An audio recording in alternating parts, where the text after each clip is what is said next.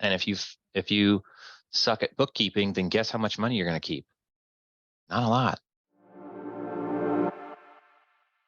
So when you're structuring a novation from a transaction coordinator standpoint, especially, but also I want everybody to know this, avoid percentages and splits.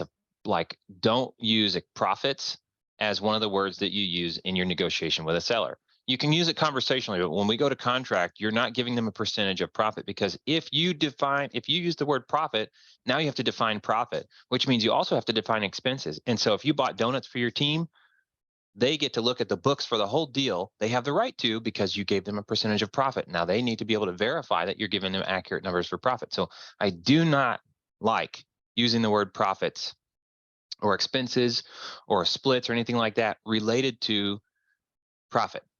Now, if you're doing a percentage of total purchase price, that's an absolute, that's easy. If you're doing a percentage of any amount over such and such, right? So if it's like, hey, if it's $100,000 or less, we're going to make sure you get paid $90,000. Okay.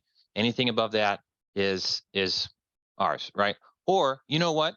If it's at $100,000 or less, you get 90,000. But if we get up over 110, then we'll give you 10, 20, 50% of any amount over that.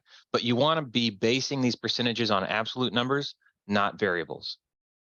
Please avoid using the word profit or expenses when talking about how much money a seller is going to get. You can say, I'm going to make such and such profit, or I plan, or I need 30% profit based on my money, or on the costs and expenses that go in. This is all my planning on my side, but use absolute numbers and declarations of percentages of final numbers that aren't going to change, that aren't variable, that mean you don't have to open your books to somebody else for inspection and open it for contest, right? The chances of that happening are relatively low, but golly, you can get really entangled for quite some time and have to justify every penny on the books. And if you suck at bookkeeping, then guess how much money you're going to keep? Not a lot. So go by those absolute numbers instead, particularly on novations. I'd say the same thing for partnerships, right? For JV agreements and things like that, unless you both have access to the books already, if you're JVing with a third party that doesn't need to see your books, that's not that involved with you, pick numbers, pick percentages of the total deal,